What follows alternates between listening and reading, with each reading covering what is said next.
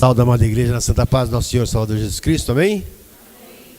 Convido aos amados irmãos que abram, acessem vossas Bíblias na leitura que já foi feita, em partes, pelo pastor Michel, que está em Tiago 2. Estarei fazendo a leitura do 1º ao 13º versículo, dando continuidade a falar da série que está em Tiago.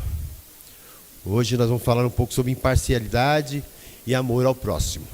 Amém, irmãos? Meus irmãos, como crentes em nosso Senhor Jesus Cristo, Senhor da glória, não façais acepção de pessoas. Por exemplo, se na vossa reunião entrar algum homem com anel de ouro no dedo e com trajes de luxo, e entrar também algum pobre andrajoso, e atentardes para que tenha o traje de luxo, e lhe disserdes: assenta-te aqui, em lugar de honra. E disserdes ao pobre: fica aí em pé, ou assente-te embaixo do estrado dos meus pés. Não fazeis distinção entre vós mesmos, e não vos tornais juízes, movidos de maus pensamentos? Ouvi, meus amados irmãos, não escolheu Deus aos que são pobres, aos olhos do mundo, para serem ricos na fé e herdeiro do reino, que prometeu aos que os amam? Vós, porém, desonrastes o pobre. Não são os ricos os que vos oprimem e vos arrastam aos tribunais? Não são eles os que blasfemam o bom nome daquele a quem pertenceis? Todavia, se cumprirdes a lei do reino, encontrada nas Escrituras, amarás o teu próximo como a ti mesmo, fazeis bem. Se, porém, fazeis acepção de pessoas, cometeis pecado, sendo condenado pela lei como transgressores. Pois qualquer que guarda toda a lei, mas tropeçar em um só ponto, torna-se culpado de todos. Pois aquele que disse, não adulterarás, também disse, não matarás.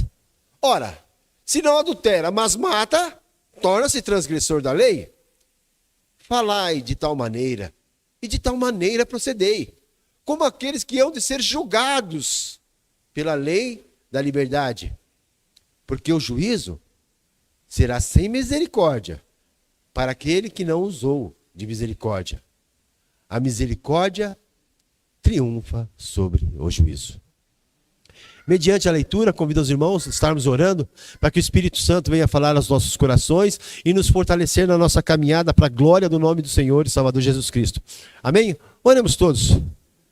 Maravilhoso Deus, celeste Pai, nós te agradecemos por podermos estar aqui, Senhor, nesse dia qual separado pelo Senhor, para a glória do teu santo nome. Temos, Senhor, o privilégio de abrir a tua palavra, para nos alimentarmos da tua palavra, para sermos edificados pela tua palavra, e convidamos a ti, ó Espírito Santo, que venha agir em nossos corações, que venha falar aos nossos corações, abrindo os nossos olhos, Senhor, para as coisas que são eternas, abrindo os nossos ouvidos também para aquilo que realmente glorifica o teu nome, e que, fortalecido pela tua presença em nós, possamos viver segundo o teu querer, para a glória do Senhor, em nome de Jesus. Os irmãos podem estar se assentando.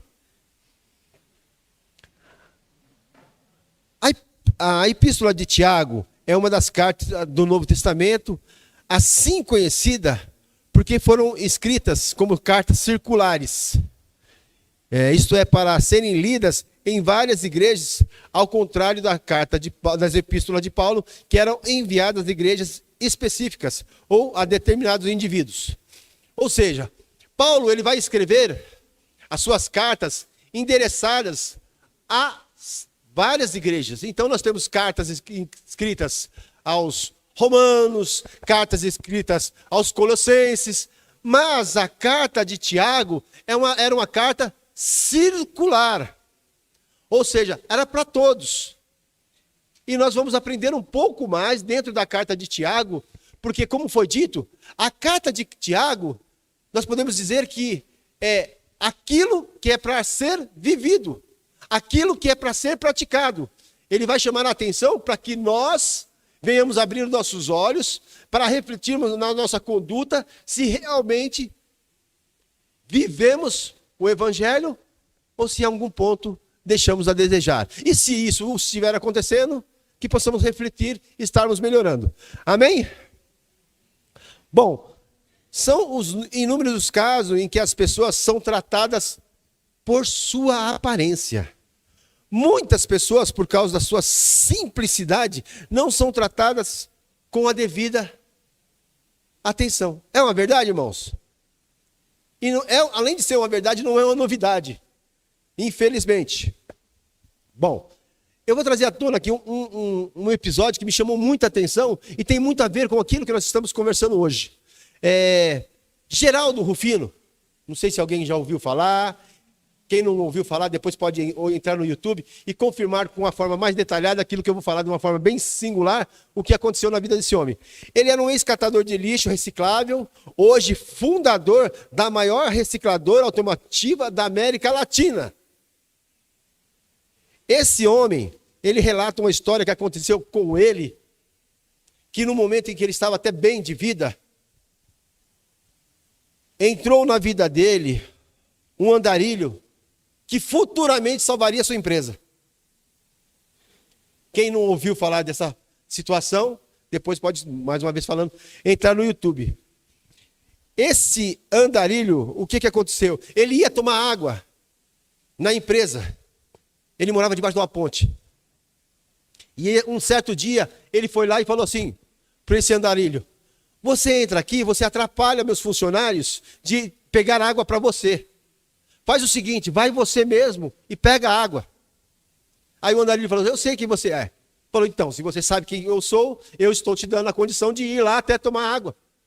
Aí ele muito simplesmente falou para ele assim: olha, eu me sinto mal com as minhas vestimentas, o modo como eu estou. Eu não me sinto bem ir lá entrando na sua empresa e pegando água. Por isso eu peço que alguém possa pegar para mim. Ele falou: mas eu estou te dizendo, para você não atrapalhar, para você ir lá e pegar você mesmo. Eu te agradeço, mas que nem eu falei, eu me sinto mal. Então, eu, a partir desse momento, não tendo quem possa pegar água, eu não mais o importunarei. E estarei deixando de vir aqui. Obrigado. Ele se sentiu muito mal quando o homem virou as costas e ia saindo.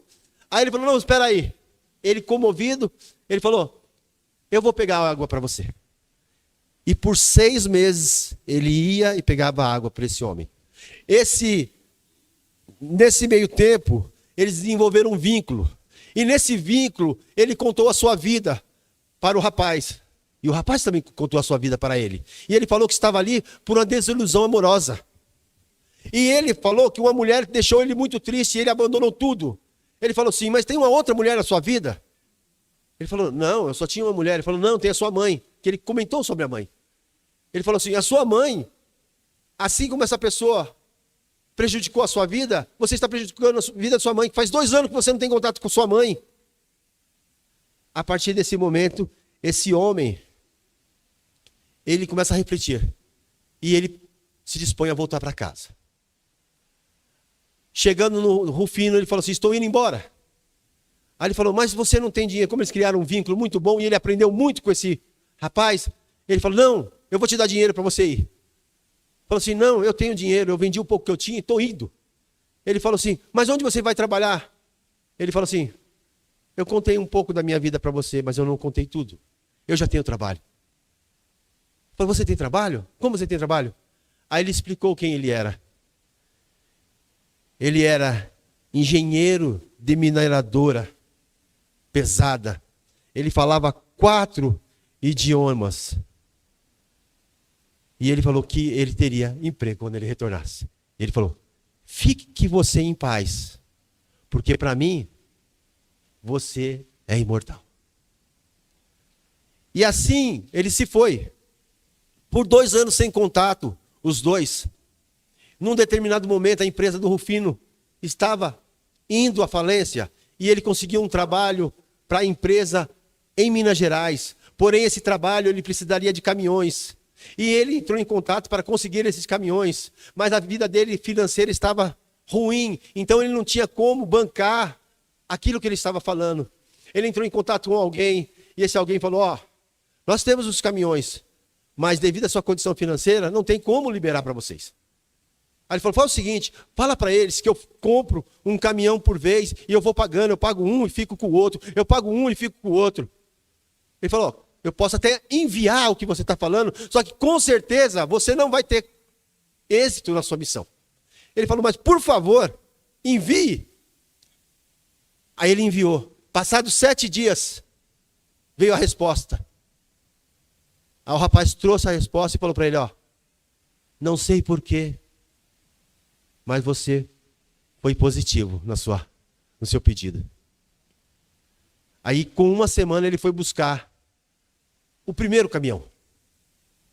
Quando ele chegou para buscar o primeiro caminhão, diz que ali estava assim, dito, libere os 18 caminhões para ele. Aí o rapaz falou assim, como assim os 18? Ele falou, não sei, você deve ter alguém que gosta muito de você, eu não sei te explicar o como, porque o diretor da empresa perguntou quem você era, ou perguntou se como ele é preto, falou assim, é um preto? Sim, é um preto. Libere para ele todos os caminhões e pode falar para ele que ele vai pagar como combinado. Talvez ele não lembre de mim, mas para mim, ele é imortal. E foi justamente aquilo que aquele morador de rua havia falado para ele lá atrás. Então ele entendeu que o CEO daquela empresa era aquele ex-morador de rua, a qual ele tratou como uma pessoa, quando os outros não o tratavam como tal. Bom, voltando a Tiago, embora seja comum vermos isso acontecendo no mundo, em que pessoas são menosprezadas ou colocando à parte, considerar normal em nosso meio não deve ser. Porque nós que professamos a fé em Jesus Cristo, não devemos agir desta forma. Se Paulo, ele afirmou que a causa da salvação é a fé, Tiago, ele vai dizer que as obras evidenciam a salvação. Deus pode ver a nossa fé, mas os homens só podem ver as nossas obras. E essa obra aqui mencionada é justamente o quê? A imparcialidade, evitar favoritismo e ter misericórdia, amor ao próximo. Mediante tudo isso que nós estamos conversando, nós vamos falar sobre 3 aspectos. Primeiro, não devemos julgar pela aparência, que vai do versículo 1 ao 4. Por isso eu peço que vocês estejam com suas Bíblias abertas. Segundo, nós vamos tratar todos com dignidade e igualdade e justiça, que está no versículo 5 a 7. Depois, nós vamos falar uma outra coisa, muito pesada, que é quem trata a pessoa pela aparência é condenado pela lei, como está em Tiago 8 ao 13. Bom, não devemos julgar pela aparência. Não havia salão naquela época, nem bancos. Os encontros eram feitos nas casas, em lugares públicos, e muitas vezes, era feito até em cemitério, devido às perseguições. As acomodações eram poucas, restritas, e por isso pode ter acontecido aquilo que está sendo aqui mencionado, porque se não fosse, não teria sido relatado, né? Ou seja, se ele vai falar que algumas pessoas poderiam estar sendo colocadas à frente e outros colocados atrás, é porque havia uma grande possibilidade de estar acontecendo. Bom, e aí, Tiago vai falar do versículo que não devemos julgar, que por que isso acontece? Porque o que ele está falando que acontecia lá atrás, de acepção de pessoas, pergunta, acontece nos dias de hoje, irmãos? Vamos ser sinceros. Aí você pode falar, não, irmão, lá fora, aí na rua, é o que mais acontece. E aqui dentro? no nosso quintal. Pode acontecer? A resposta a isso é: pode. Aí você fala, mas por que isso acontece? Porque a igreja é composta por seres humanos falhos e fracos e pecadores. Porém, irmãos, há uma situação. Deve acontecer isso? Não. Então, se estiver acontecendo isso, é um erro. E é um erro a ser consertado. Se nós estivermos de algum ponto acontecendo isso, devemos nos preocupar com isso. Devemos nos policiar a respeito disso. Devemos nos exortar a respeito disso. Porque isso não condiz com a vida daquele que se diz cristão.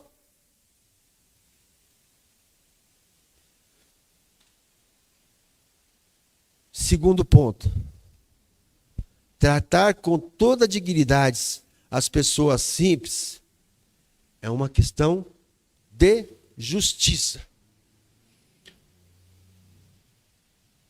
No versículo 5 ao 7 vai dizer: ouvi, meus amados irmãos, não escolheu Deus os que são pobres aos olhos do mundo para serem ricos na fé e herdeiros do reino que prometeu aos que os amam? Vós, porém, desonrastes os pobres. Não são os ricos os que oprimem e vos arrastam aos tribunais? Não são eles os que blasfemam o bom nome daquele que pertenceis?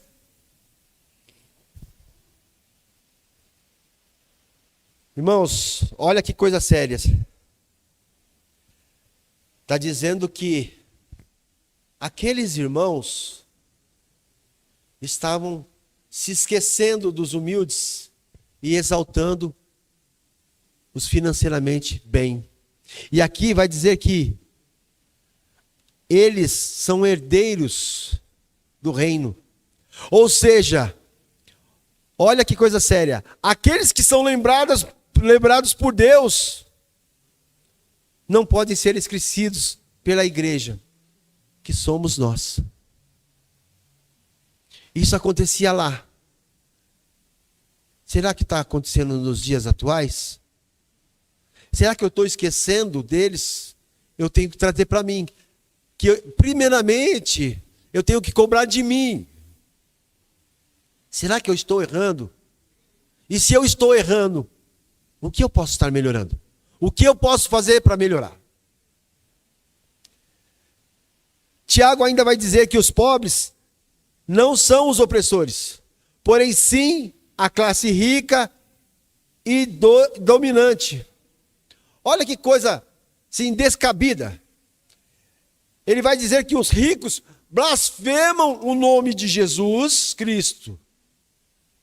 Ou seja, aqueles os quais da igreja pertencem. Veja bem, nós não estamos falando todos, nós estamos falando que alguns daquela época faziam isso. E, no entanto, quando eles chegavam, entre aspas, se abriam o tapete vermelho. E aquele irmãozinho simples, temente a Deus, era colocado para trás, porque aquele que blasfemava era colocado na frente. Olha que coisa sem cabeça, mas acontece nos dias de hoje.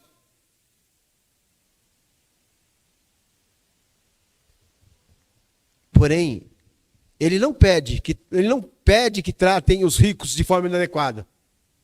Ele não fala isso. Esse pessoal que os blasfema tem que ser condenado. Nós vamos entrar com palavra dura contra eles. Quando vocês vê eles, vocês chamam a atenção deles. Ele não fala isso. Ele não está falando isso. Porém, ele pede que tratem os ricos de forma igual ao pobre. Ele pede que não haja diferença de trato, porque para Deus não existe diferença de raça, nem de nação, nem de classe social. Sendo assim, devemos tratar a todos da mesma forma. Há pessoas que às vezes deixam de entrar na igreja porque acham que a sua vestimenta, porque acham que o modo a qual ele está vestido vai causar estranheza, vai causar um mal-estar, e por ele não querer se sentir mal, ele acaba não procurando aquele que é a base da salvação. E às vezes eu fico preocupado porque, irmãos, o impacto, supondo que imagine você, um drag queen, nesse exato momento, saiu do momento que nós estamos vivendo, que é esse momento de carnaval, mas digamos que na sua vinda, o Espírito Santo tocou o coração dele de alguma forma, alguém que foi desviado, alguém que teve contato com a palavra do Senhor, mas que se afundou e se desgraçou e agora está tentando retornar. Ele vê a porta aberta, ele fala: eu vou entrar aqui. Como nós receberíamos essa pessoa? Será que todo mundo ficaria olhando para trás? Ou alguém estenderia a mão e falando assim: seja bem-vindo, meu irmão, Deus te ama e eu também? É isso. Qual o evangelho que nós temos pregado? No tópico 3, ele vai falar assim: quem trata a pessoa pela aparência é condenado pela lei. Do 10 ao 12, ele vai falar assim: pois qualquer que guardar toda a lei, mas tropeçar em um só ponto, torne-se culpado de tudo. Pois aquele que disse não adulterarás, também disse não matarás. Ora, se não adulteras, mas mata, torna-se transgressor da lei. Eu venho na igreja. Eu dou dízimo. Mas eu sou incapaz de expressar amor para um homossexual. Eu sou incapaz de abraçar um drogado. Ele é drogado. Ele é alguém que esteve preso. Sendo que, quem era você antes da conversão? Quem era eu antes do Senhor estender suas mãos para mim? E quem sou eu, se em Ele me abençoar todos os dias? Quem sou eu?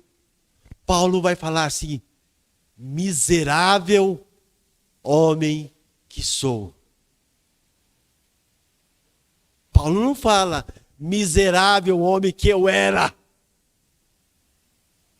Ele fala miserável homem que eu sou.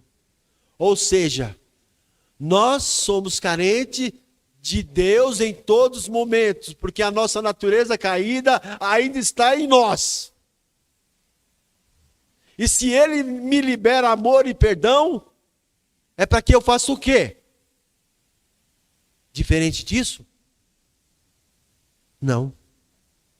Não adianta você ser vigilante em parte e vacilante em outra parte da lei. Tropeçar em um só ponto, já era. Vemos aqui a necessidade de estarmos buscando força no Senhor todo dia, para não deixarmos a desejar.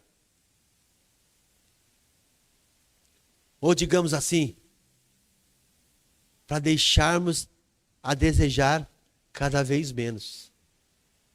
Porque infelizmente, até pelo próprio Paulo falando que nós não somos perfeitos, nós temos muito a melhorar.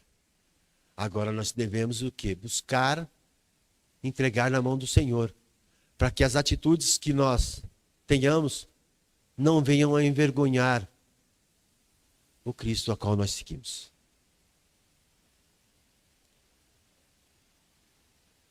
Versículo 13.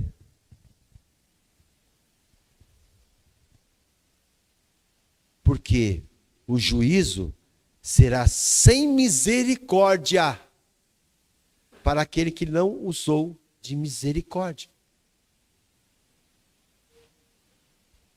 Este é um duro juízo. Porque aqui está falando algo que vai acontecer. Se você não tem misericórdia, se você não expressa amor, como você vai buscar o amor de Deus se você não está vivendo o amor de Deus? Aqui nós lembramos do que, irmão? Mateus 18, 23, 35.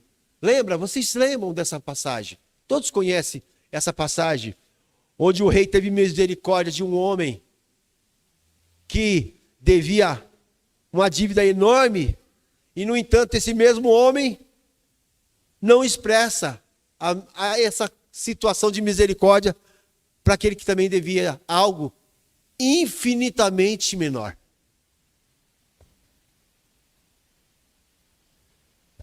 Qual era a nossa dívida?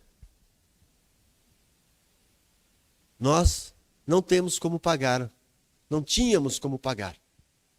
E Jesus pagou por nós. Jesus perdoou.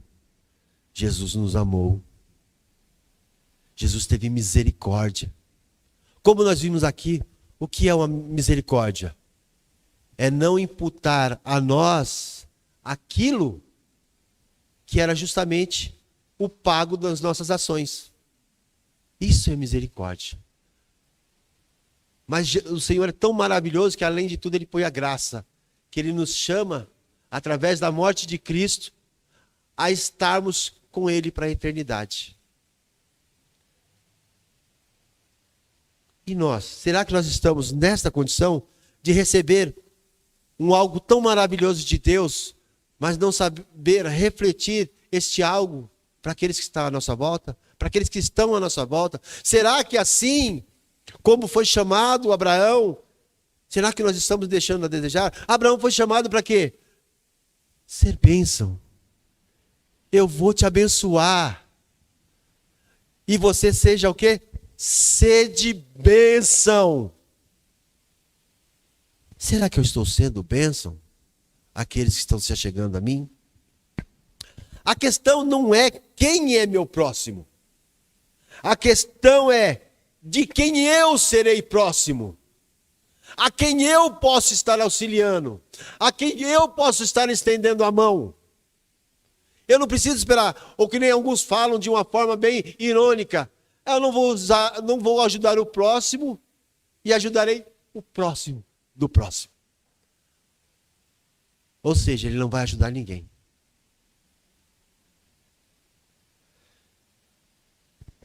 Para a gente caminhar para o final, julgar as pessoas pela aparência não é algo incomum.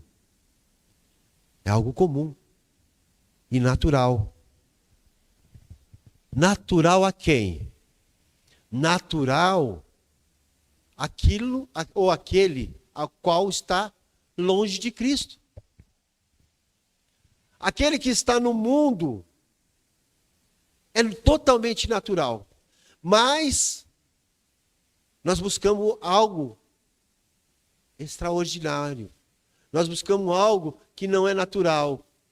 Nós buscamos algo que é divino. Que é o quê?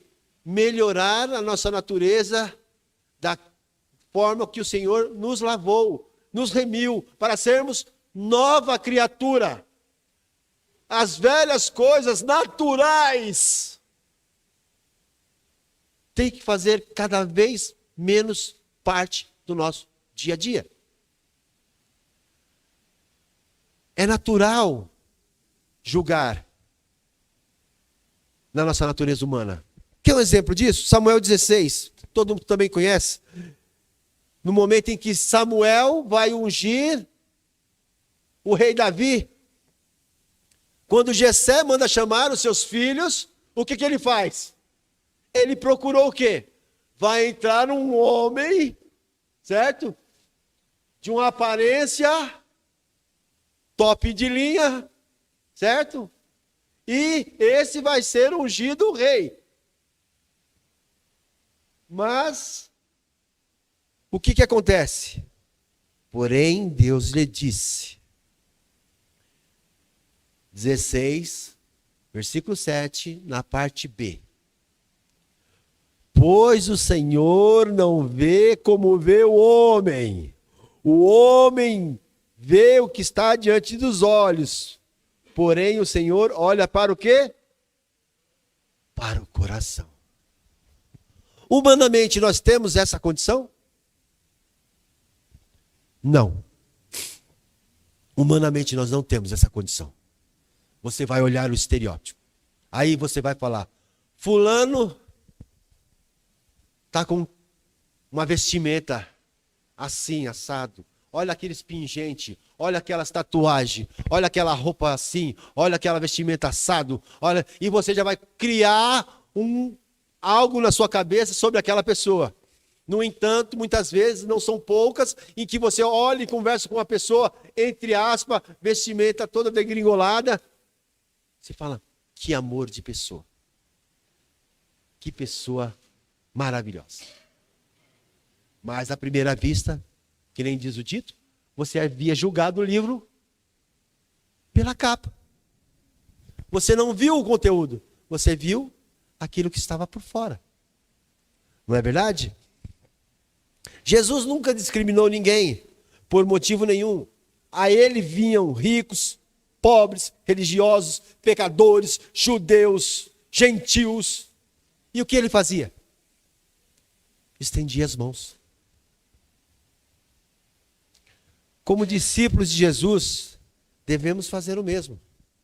Tratar a todos com dignidade, sem favoritismo e com amor. Mas para isso, irmãos, como eu sempre estou falando, porque isso é para mim também, principalmente para mim, porque a partir do momento que você se dispõe a estar à frente para expressar a palavra de Deus, não é minha palavra, é a palavra de Deus, ele vai confrontar primeiramente eu. Então ele vai mostrar para mim justamente isso que eu vou falar. Em mim eu não tenho condição, porque em mim há muita fragilidade. Mas ele mostra para mim, buscar a ele, que ele, através do Espírito Santo que habita em nós, vai nos dar condição de termos sensibilidade no coração, para não julgar pela aparência, para ter condição de estender a mão amiga a todos que se achegarem a você, para expressar Jesus verdadeiramente, dia após dia, no seu modo de ser, no seu modo de agir. Hebreus 13, 1, 2, ele vai dizer assim, ó, seja constante o amor fraternal. Não se esqueçam da hospitalidade. Foi praticando-a que, sem o saber, alguns acolheram a anjos.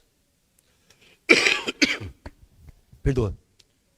Se nós olharmos para a história contada no início, aquele homem, aquele andarilho, de alguma forma ele se tornou um anjo para o Gerson Rufino.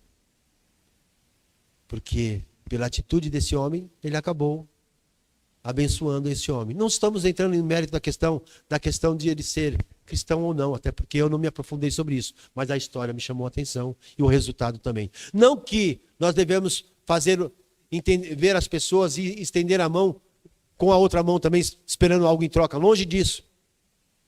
Mas o simples ato de você poder receber as pessoas como igual, estender as mãos, já é motivo para glorificar o nome do Senhor, porque esta obra que está acontecendo não é você, mas é o Espírito Santo que em você está agindo. Então é motivo para glorificar o nome do Senhor. Amém? Peço que o grupo já esteja se colocando à frente. E vamos já estar agradecendo ao Senhor. Daqui a pouco nós vamos estar orando. E eu peço que vocês reflitam. Como está a nossa vida? Como está o nosso modo de ser? Será que às vezes nós estamos sendo muito agressivos na palavra? Talvez no pensamento? Será que quando você chega num ambiente, eles veem alguém que julga ou alguém que ama? Em tudo, Que o Senhor nos fortaleça e nos dê condição de seguirmos adiante para a glória do nome dEle. Amém?